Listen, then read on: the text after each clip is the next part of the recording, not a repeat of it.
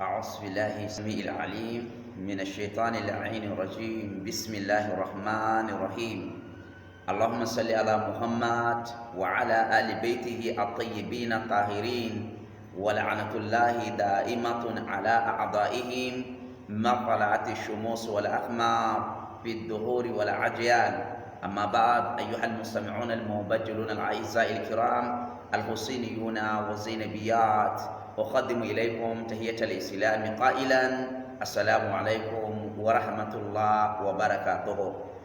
ina ma Allah subhanahu wata'ala godiya da muka sake haɗewa da ku a halka na biyu na karatunmu mai taken silsilatul anwar min kalimatil ma'sumin salamullahi alaihim, wanda a wannan silsila ko yaushe da inayan Allah za mu dinga ji daga waɗansu maganganu na a'imma al-athhar salamullahi alaihim. A yau za mu je akan magana na hadisul bakri akan hankali, wanda wannan ruwayan tana bayani akan muhimmancin hankali a cikin halittun da Allah subhanahu wa ta'ala ya halitta.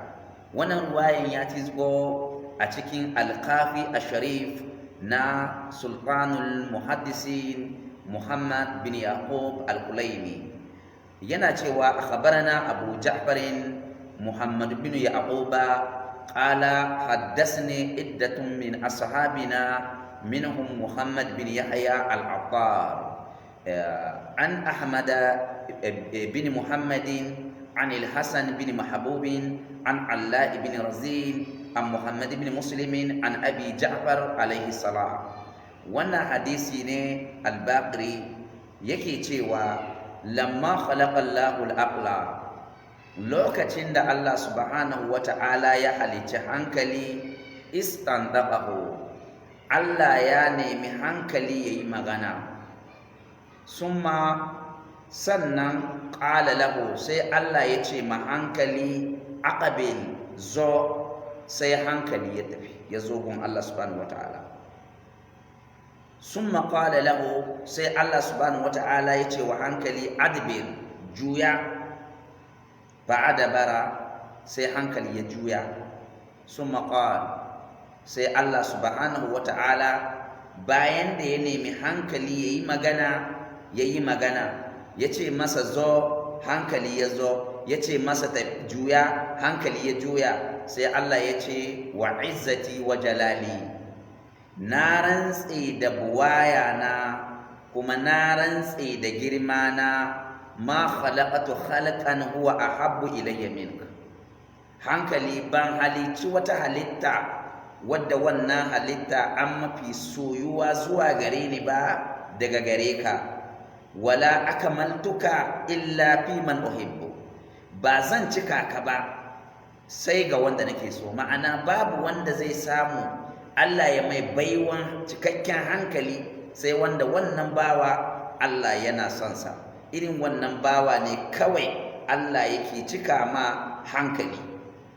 Amma inni iyyaka amu, sai Allah ya ce ma hankali, sai dai ni kai ne zan ba umurni, idan zani umurni kai zani ma umurni, wa iyyaka uaqib, kuma in zan yi azaba kai zani ma azaba, wa iyyaka usib, kuma in zan ba da sakamako kai zani ba sakamako. Abinda wannan wayan yake nufi, bayan da Allah subhanahu wata'ala ya halicci hankali, ya ce ma hankali tafi, hankali ya tafi, Allah ya ce wa hankali dawo, hankali ya dawo, Allah ya ce wa hankali yi magana, ya yi magana, sai Allah subhanahu wata'ala ya ce na rantse da buwaya na kuma ina rantsuwa da girma na, ban halicci wata halitta mafi soyuwa ba gare ni daga gare ka ya hankali. Ma'ana duk abinda Allah ya halitta, abinda Allah fi so shine hankali. Sai Allah ya ce ba zan cika ka ba sai ga wanda nake so, sai dai kai ne zan yi ma umurni. Ma'ana Allah subhanahu wata'ala idan yana umurnin masu hankali ne. Allah ya ba mu umurni da hani ne saboda Allah ya ba mu hankali. Dabbobi da Allah bai ba su hankali ba, Allah bai aiko musu annabawa ba, Allah bai aiko musu littafi ba. Izan umurni da Allah yake yi ga ɗan adam da hanin da Allah yake yi ga ɗan adam ta hanyar annabawa, saboda Allah ya ba su hankali ne. Shine Allah yake cewa, shine wannan ruwa yake cewa, amma inni iyyaka amu, sai dai lalle ni kai ne zan yi ma umurni, wa iyyaka uaqib, kuma in zan yi azaba kai zan wa azaba. Ma'ana wanda Allah ya ba hankali shine Allah ya aiko ma annabawa da manzanni.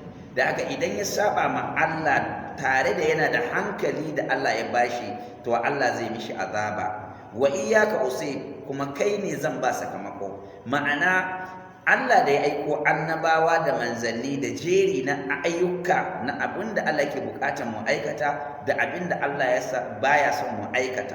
Allah yana ba da sakamako ne dan ya ba mu hankali. Kenan hankali shine jagora, kamar yadda ya zo a wani ruwaya cewa Allah ya ba mu hujjoji kwara biyu ne.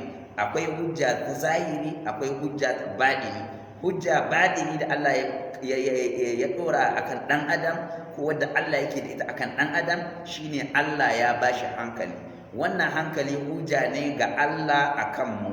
Haka kuma hujja zahiri shine Allah subhanahu wataala ya aiko masa da annabawa da manzanni. Wayannan hujja ce zahiri akan ɗan adam mai hankali. Wa sallallahu ala Muhammadin wa ahli baitihi tayyibin tahirin. Sai mun sake haɗewa a halka na 3 insha Allah.